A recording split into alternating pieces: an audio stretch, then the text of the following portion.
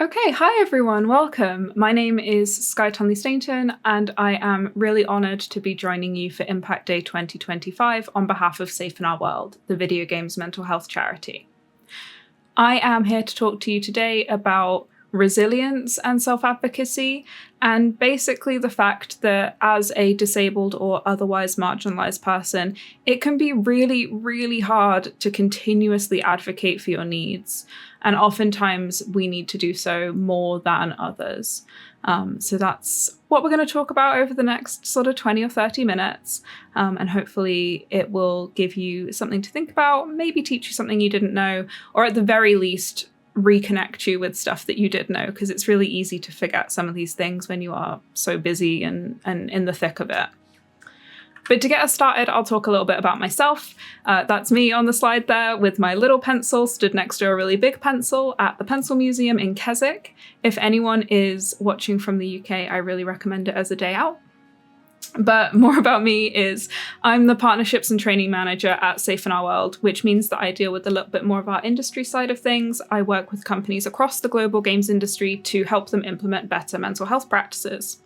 I also lead on all of our training, which we will talk a little bit more about at the very end of this presentation. I have a career background in HR and learning and development across a few different sectors, and I'm also studying part-time currently a master's in business administration. But all of that to say that I care quite a lot about helping people, finding ways to support people in work environments, and trying to ensure that people's needs are met. You'll also see across the bottom there my pets. I've got Pippin, who's 14, Zuko, who's about 3, and Geordie, my tortoise, who's about 5.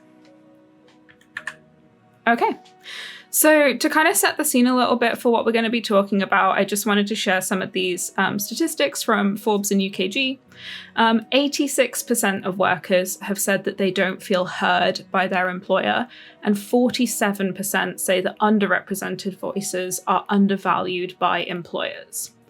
I don't think that these statistics will necessarily be surprising to anyone particularly, but I do think that it kind of illustrates how pervasive the problem is of making sure that marginalized people and disabled people are heard and their needs are met, basically.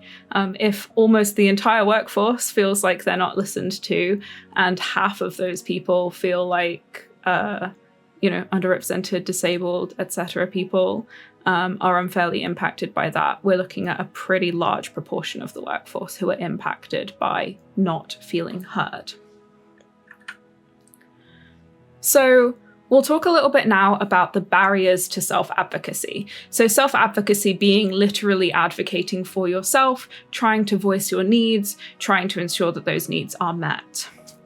One of the biggest issues that we've come across is people essentially feeling quite cynical about the whole thing. And often this is a learned behavior. It's because they've had poor experiences in the past, but that has led them to feel like there is a futility. There is no point in trying to get your needs met because no one's going to listen anyway.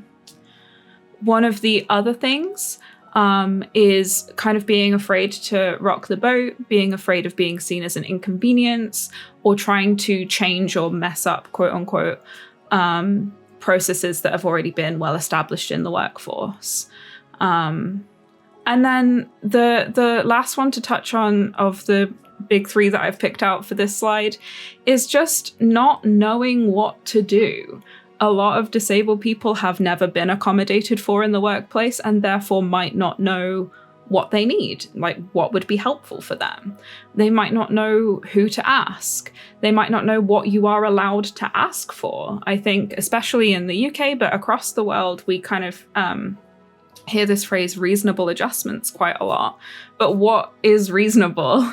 There's not really a hard and fast rule around that. And I think that the unknown and the fear and the kind of vastness almost of having to ask for something can really be a barrier for some people. These are by no means the only barriers that disabled people face in terms of advocating for themselves, but they are certainly some of the more common ones that come up in the conversations that we have, and certainly ones that I've had experience with in the past as well. And then there's the big one. It is exhausting. It's so tiring to have to talk all the time about your needs, like in the sense that is not all you are, like necessarily. That is not what we want to be talking about all the time, a lot of times, but also because advocating for yourself and having to be the one who speaks up when other people maybe aren't thinking about your needs, or are, hopefully not, but sometimes being overtly inconsiderate or cruel, having to stand up for yourself over and over and over again is so tiring. And that's kind of what we wanted to focus on a little bit in constructing this talk, is just acknowledging the emotional and sometimes physical toll that self-advocacy can have on a disabled person, but also hopefully providing a few tips to help folks deal with it a little bit better. Or like I said, kind of reconnect you maybe with some things that you already know, but may have fallen to the wayside while you are in the process of being busy and exhausted and maybe excited or whatever else. So we'll pause and we'll talk a little bit now about resilience and how we can build resilience and what checks and balances we can put in place to make sure that while we're out there advocating for ourselves and sometimes advocating for others as well, that we are looking after ourselves and we are not causing this advocacy to lead to, burnout or mental ill health and things like that. So I think the first one, it might sound super obvious and it might sound like it won't help at all, but celebrating your wins, even the small ones, can be a really, really good way to build up resilience, especially if you are in a position where it does feel like you're fighting a losing battle a lot of the time, or where it can be quite easy to kind of feel like you can only pay attention to and remember and listen to the bad things that happen. Celebrating the good stuff, celebrating those small wins can be really, really valuable in just kind of helping you get back up again and go at it again and actually recognize that you are making a difference, even when it doesn't feel like it. One of the things that I do that I find really useful is I have a Discord server that just has me in it. And one of the channels in there is dedicated to me being able to just screenshot, copy and paste, type out, whatever, little good things that have happened, things that I've achieved, sometimes big things that I've achieved as well. But I'll just collate them all in this channel so that I can look back on it anytime that I need to, anytime that I feel like things are real rough out there, I can have a look back and it just reminds me of the good things that I've done or the good things that have happened to me, because mentally we all kind of have that bias where we remember the bad things more easily and more frequently than we can remember the good. Another thing that is really important to remember, and you've probably heard a million times before, but it does bear saying again, it is not your responsibility to educate other people about your disability, about your condition, about your neurodivergence, whatever it happens to be. It can feel like that responsibility is put on you a lot of the time because people who don't know will turn to, you, potentially the only person they know that displays this characteristic or has this diagnosis. They will turn to you for answers. And you might feel obliged to explain things to them. And you might want to a lot of the time as well. But when that becomes too much, when the emotional labor of having to explain these things over and over again gets too much, you are not required to do that. You can take a step back and say, hey, there are some really cool resources out there if you look for them. There are some on the Safe in Our World website. There are some on all sorts of different social media channels and different organizations' websites. There are loads of resources out there that they can go and find some stuff out themselves if they want to. You are not responsible for providing education for other people on your disability or your condition. Another one, which is one that every single time I do presentations like this, I have it in there, and it's always such a useful reminder for myself as well, but to prioritize meaningful self-care. And what I mean by meaningful self-care is self-care as a purposeful action, something that you have time in your day dedicated to, not just, oh, I'm going to treat myself to like having a bath or something like that. That might be how you like to practice self-care, but when you need to wash yourself anyway, having a bath doesn't constitute self-care. It constitutes meeting your basic needs. And I think a lot of people who live busy lifestyles, a lot of parents I know, for example, might see taking that like extra couple of minutes to meet your basic needs as an act of self-care. But what I try to remind people, including myself, is that self-care should be purposeful. It should be taking time to do something that makes you feel good. So if that is taking a bath, go off. But it could also be things like making sure you have time to read, making sure you have time to get outside, have a walk, go sit in a park or something like that. It could be doing some journaling. It could be playing your favorite video game. But making sure that you have that dedicated time for yourself when you don't have to pay attention to your other responsibilities can be really helpful. The next one is around cultivating your support network.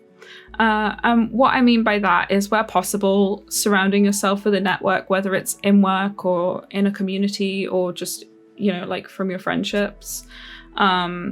Cultivating a network of people who can help advocate for you where possible, where appropriate, and in times where you don't feel like you can do it yourself. There are probably going to be a lot of people in the audience today who kind of make up that network for someone else, who do put effort toward advocating for others, especially when they're struggling. And that's really, really awesome to see and hear and know when we talk to people who make up those support networks. But I think as someone who may need support, it's a really useful exercise to have a little think about, who do I know that I can talk to? Who do I know that I can trust? Who do I know that has my back? And if it's a case that you don't think you have anyone in a work capacity who can help with that kind of thing, then it might be, a trusted friend or a partner or a parent or someone like that who, can at the very least help kind of talk you through things and do little bits here and there to help you when you're struggling. Another thing is to keep yourself familiarized with available resources. As I said previously, there are so many cool resources out there of all different shapes and sizes and specialisms and things like that. So it's a really good idea to try and stay up to date on that kind of thing. I really recommend, following disability advocates on social media or, checking in on different websites periodically to see maybe things that have been updated or new information that's come out, because it's really useful to just have this, whether it's like a mental bank or a physical list somewhere of really useful resources, because when you are in crisis or when you might need those resources the most, it is unfortunately when you are the least equipped to go out and find them. So trying to build that stuff up when you're in a good place to do so can really help you down the line when you might really need that kind of stuff. And then lastly, in terms of building resilience, it can be so helpful to share your experiences and talk to other people. That can be helpful in terms of feeling like you're not alone, finding people who've had similar experiences to you. One of the things that I've found immensely useful throughout the course of working at Safe in Our World and talking to all the extremely cool people I've had the privilege to talk to is just getting other ideas and bits and pieces and learning other coping mechanisms, or learning about resources, or learning ways to explain stuff as well has been a really big one. But I get all of that through talking to people, through meeting people, through attending events like this one. And I cannot state the value of that enough, is having that connection with other people to help you learn, to help you grow, to help you feel like you are not just going through all of this by yourself. So hopefully today You'll be able to chat to some people that you already know. You'll be able to meet some new people and start making those connections and sharing those experiences. Okay, so this is me. This is a document that we developed as part of some training that Safe in Our World delivered around self-advocacy called the Human Handbook. I won't go into loads of detail. If you did want to have a little look at this, then you can drop us an email or reach out to me on like LinkedIn or something like that, and I'm happy to provide you with a copy. But basically, this is a guide to working with me and a guide to my needs. It does look at some of my needs in the context of, you know, disability and neurodivergence and some of the things I need with regard to that. But it also looks at my needs from the context of, this is just me as a person. This is how you're going to get the best out of me. And I found that really helpful in terms of breaking down those barriers to self-advocacy, because oftentimes when you look at disabled people advocating for themselves, using things like reasonable adjustments, like disability passports, that kind of thing, it is always reserved for the disabled person. And it, you know, almost by its nature kind of others you as this person who needs an adjustment. And that can make it really hard to, again, speak up for it. So one of the really cool things that I found with the human handbooks that we've developed is that they can be applied to literally anyone, whether they are neurodivergent, whether they're neurotypical, whether they're disabled or non-disabled, whether they, I don't know, feel like they need this stuff or not. The act of going through and kind of identifying how you best communicate, how you best learn, that kind of thing, can teach you a lot about yourself and a lot about your needs. You know, outside of the stuff that might come up really obviously as, you know, a physical barrier to being able to work, for example. There can just be little bits and pieces here and there that just make you happier and work better.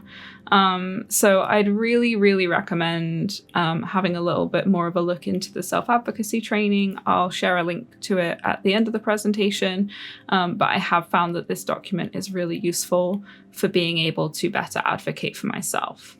In terms of how and where you share it, I make mine available wherever. I have no issue with talking about any of the content of it. It's in my email signature. I've shared it on like LinkedIn and socials. I've distributed it around the whole team at Safe in Our World. We've kind of all looked at each other's.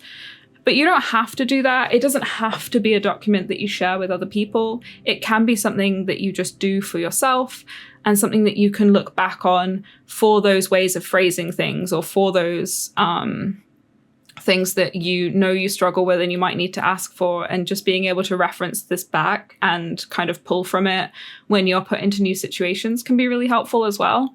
So it's kind of designed that you can use it however you want and however works best for you. But that's my human handbook. One of the other things that I wanted to touch on, again, from this self-advocacy training that I'm going to link, is the fact that we are all different. We all have very, very different needs. And like I said, it doesn't necessarily even have to be the needs of a disabled person. It crosses disabled people, non-disabled people, neurodivergent, neurotypical, et cetera, et cetera. As you can see here, when we surveyed 70 people about how they feel responding to emails. A lot of people said that they felt really overwhelmed, but almost exactly as many people said that they felt calm and relaxed about it. You can see the kind of myriad different responses that we received. And I think that this just helps to kind of illustrate that there isn't a one-size-fits-all solution. And there isn't, necessarily a kind of right or perfect way of doing things. And that across the board, people prefer to do things differently. So hopefully that gives you a little bit of a boost, a bit of ammunition, emotionally speaking, when it comes to asking for things and just acknowledging that just because you are often in the situation where you're having to ask for stuff doesn't mean that you're the only person that has different needs. It doesn't mean that you're the only person who can work better if your needs are accommodated. And I think that that's just a helpful thing to kind of look back on, and a helpful way to try and level the playing field almost, and kind of set the scene for people who maybe don't consider themselves to need accommodations and that kind of thing, because something as simple as emailing can produce all of these vastly different opinions. And I think that goes to kind of underscore the fact that all of our needs are different, and they're not bad, they're not difficult, they're not wrong, they are just different. Okay. So I've been talking a lot about our self-advocacy speaking training and the concept of self-advocacy speaking in general. So I'll take a minute now to kind of talk about what it actually means. So the concept of self-advocacy speaking is rooted in nonviolent communication, which is a kind of pioneering method of communicating, of acknowledging the kind of words that you use and how you phrase things in order to avoid those miscommunications, sometimes even microaggressions that can come up in day-to-day conversation as a result of having all of these very different people with very different brains, very different ways of working, etc. The goal behind self-advocacy speaking is that it is objective. So it looks at kind of the facts of a situation rather than bringing in assumptions and personal biases and that kind of thing. It is designed to be accessible and normalized. So it's not this it's not like you're learning a whole new language. It's not like you're going to be using a lot of very, I don't know, like complex therapeutic terminology or anything like that. Like it's all very normal, easy to understand. We've even had a lot of feedback that people have said that it helps them communicate with their children a lot better, which I think is really cool. It's simple, it's honest, it's open, it's clear. It avoids a lot of that kind of disguising of motives and, subtext, I guess, that you have to infer a lot when talking about things, especially when it's a difficult topic like disability can sometimes be for people, or like asking for an accommodation or asking for your needs to be met can sometimes be. But I do think that familiarizing yourself with this way of communicating can have a drastic change on how your requests are received, and how other people consider the way that they ask things of people, or maybe the assumptions that they make about people based on what they can see or what they hear, rather than it encourages you to think a little bit more about a situation rather than making a snap judgment, which I think is helpful in so many different cases. So yeah, that's just me talking about some completely free training that we've put on that I think is so useful, but the concept itself outside of the training is really useful, and something that I would definitely recommend having a little bit more of a look into if you are in the position where you are frequently having to advocate for yourself. Okay, cool. So coming to the end of this now, what can you do? I've just said a whole bunch of stuff at you. And so I wanted to kind of give you some tangible things to take away. You can see on the screen, we've got a couple of QR codes. One of them will take you to the self-advocacy speaking training that I've talked about. And that will allow you to go through and complete it completely for free on YouTube in your own time. And it will provide you with all of the kind of resources, so a template for the human handbook, and resources around the concept of self-advocacy and a bunch of other stuff like sleep health as well. You'll get all of that for free in the YouTube video description. And then the other thing that I wanted to draw some attention to is our new workplace accessibility toolkit that Safe in Our World published about a month and a half ago now.